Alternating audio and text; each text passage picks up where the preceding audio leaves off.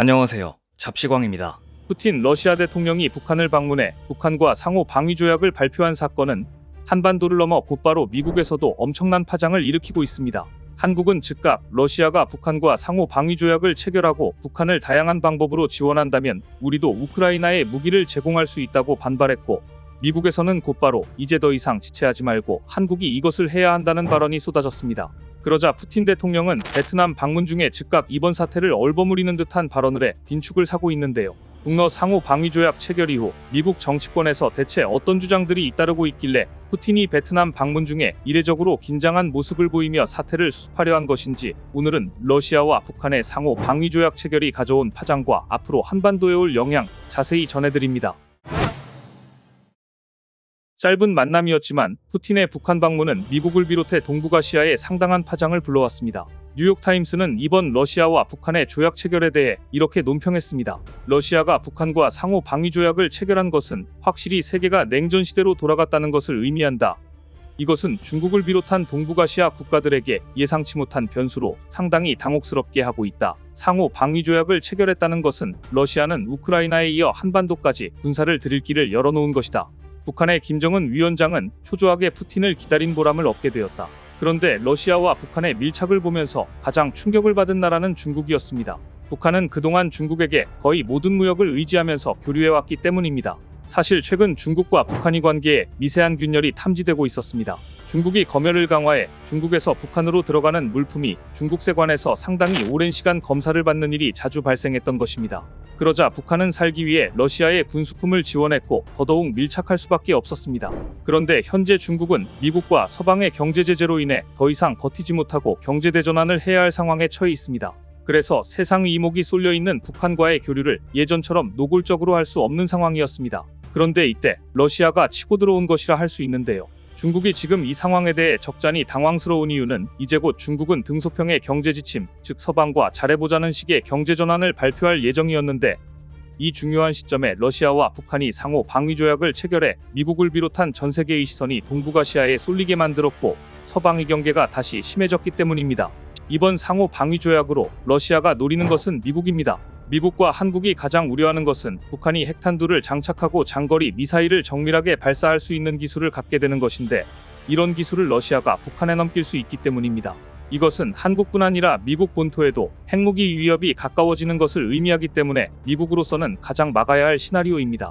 미국은 이번 상호 방위조약 발표에 상당히 놀란 모습입니다. 푸틴이 북한을 방문한다기에 북러 동맹 정도는 발표할 수 있을 것이라고 생각했지만, 서로 공격을 당하면 군사적으로 지원한다는 상호 방위조약까지 발표할 줄은 몰랐던 것입니다. 그러자 지금까지 미국 내에서 주한미군 철수 등의 목소리가 있었지만, 이번 북러 간 상호 방위조약 발표로 한국이 안보를 지켜야 하는 일은 더욱더 중요한 상황이 돼버리고 말았습니다. 그런데 평양을 떠나 베트남으로 날아갔던 푸틴 대통령은 베트남에서 행했던 한 인터뷰에서 상기되고 다급한 표정으로 한반도에 대한 발언을 이어가 푸틴의 이런 당황스러운 태도에 세계의 이목이 쏠렸습니다. 보통 푸틴 대통령이 곧장 해당 이슈에 대해 답변하는 일은 이례적이었기 때문입니다.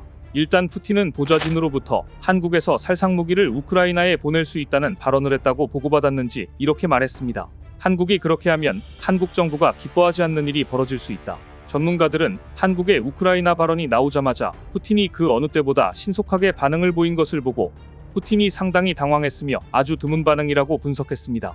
그런데 이와 관련해 러시아 소식통들은 북러 상호 방위조약 체결에 대해 러시아 내부에서조차 상당한 우려를 표했다고 전해 이목이 집중되고 있습니다. 러시아 내부에서조차 반대한 첫 번째 이유는 한국이 우크라이나 전선에 살상무기를 투입하게 된다면 이 때문에 러시아군이 손해가 너무 클 것이기 때문입니다.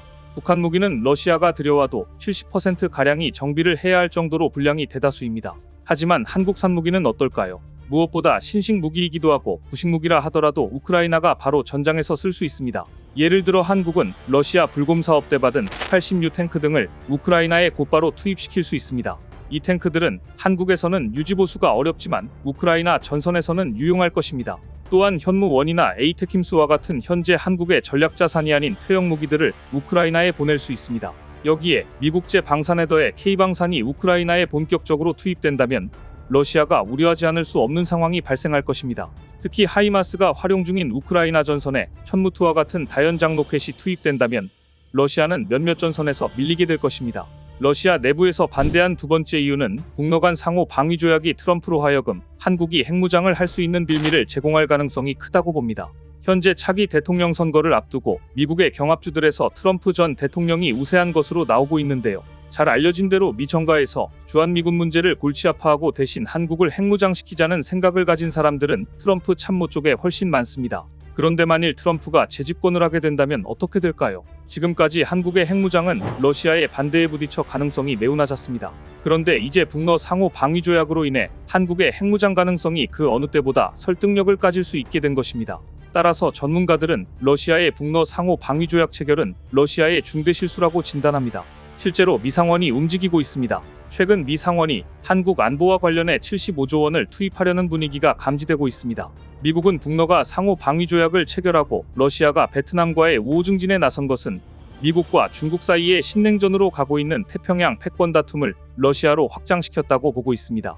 북러 조약 체결 발표 이후 전 트럼프 행정부의 후커 보좌관은 한국을 당장 핵무장시켜야 한다고 했으며 일부 전문가들은 한국은 6개월이면 핵무장을 할 수 있다.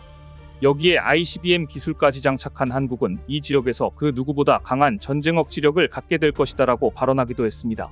그런가 하면 미 정가에서는 한국의 핵무장을 반대한다면 제2옵션이라도 빨리 전개해야 한다. 이를테면 핵무기 전진 배치는 물론 핵 공유협정을 빠르게 추진해야 한다라는 발언들이 나오고 있습니다. 그중 한 명인 미 상원 군사위원회의 위커 의원은 미 국방 예산 75조 원 증액은 한국과 관련이 되어야 한다. 이는 한국에 빠르게 핵이 가야 한다는 뜻이다라고 말했습니다. 러시아가 한반도에 영향력을 행사하려 하자 미국이 한국의 핵무기 직접 배치 및 독자 개발을 논하기 시작한 것인데요. 이에 대해 국내에서는 핵무기 재배치는 부적절하며 독자적 핵 개발로 가야 한다는 목소리가 많습니다. 미국 핵을 배치하면 그 통제권은 미국에 있지 우리에게 있지 않기 때문입니다. 한편 러시아 내부에서 이번 북러 상호방위 조약을 반대하는 세 번째 이유는 러시아가 한국과 맺을 수 있었던 많은 경제적 협력을 걷어차버린 결정이었기 때문입니다. 한국은 러시아의 경제적 위기 때에도 유일하게나마 러시아를 지켰습니다. 그런데 북러 상호방위 조약이라니 이렇게 되면 우리가 이제 의리를 지킬 이유가 사라지게 됩니다. 또한 북러 조약 체결 발표 이후 미국에서는 이제는 한국이 G7의 정회원국이 돼야 한다는 의견이 더욱 거세질 것입니다. 지금까지는 일본의 노골적 반대 때문에 이루어지지 못했지만 한국의 지정학적, 경제적, 군사적 존재감이 높아진 지금 더 이상 일본이 반대도 힘을 발휘하지 못할 가능성이 높아졌습니다. 무엇보다 한국은 G7 국가들의 특징인 신뢰성과 효율성 등을 두루 갖추고 있습니다. 지난 G7 정상회의 성명에 특정된 글로벌 우선순위는 경제안보, 디지털 경쟁력, 기후변화, 식량안보, 지속가능한 개발, 군축 및 군비 확산, 노동, 우크라이나 등이었는데 이 모든 것에 한국은 기여할 수 있는 나라입니다. 한편 러시아의 잘못된 판단은 한반도의 중요성을 더욱 부각시킬 것으로 보입니다. 지난 6월 23일 미 해군 핵추진 항공모함 CVN-71 시어도어 루즈벨트함이 부산항에 입항했습니다. 미 항공모함의 방한은 지난해 11월 칼빈슨 호위 후 약 7개월 만이었고 항공모함 루즈벨트호가 한국에 온 것은 처음 있는 일이었습니다. 루즈벨트호는 이번에 한국, 미국, 일본의 첫 다영역 군사훈련인 프리덤 엣지에 참가하기 위해 온 것인데요. 특히 이날 공개된 방산무기 중 영화 탑건으로 유명한 다목적 전투기 FA-18EF 슈퍼호넷, F-15 전투기, 조기경 보통제기 E-2C 호크아이 등은 많은 관람객들의 눈길을 끌었습니다. 푸틴의 이번 결정은 이처럼 한국과 미국의 군사적 협력을 강화시키고 한국과 맺을 수 있었던 수많은 경제적 협력을 날려버릴 수 있는 점이 여기저기서 지적되자 결국 당황한 푸틴은 어찌나 급했던지 이례적으로 베트남 방문 중에 그것도 상기된 얼굴로 자신이 벌려놓은 일을 이렇게 얼버무렸습니다. 북러 상호방위 조약의 발효는 단순히 북한을 누군가가 침공했을 때의 이야기다. 한국은 북한을 침공할 계획이 없다. 한국의 반발, 미국의 한국 핵무장 촉진, 미국과 서방에 대해 러시아 제재 등 여러 가지 문제들이 일제히 제기되자 그제서야 당황한 게 역력해 보였습니다. 이번 일은 러시아가 실수한 게 명백합니다. 무엇보다 그동안 한국과 러시아는 그래도 뭔가 선을 넘지 않는 게 있었는데 러시아가 선을 넘고 만 것입니다. 앞으로 국제정세가 어떻게 돌아갈 것인지 귀추가 주목되고 있습니다. 오늘 준비한 소식은 여기까지입니다. 댓글을 통한 여러분들의 많은 의견 기다리겠습니다. 시청해주셔서 감사합니다.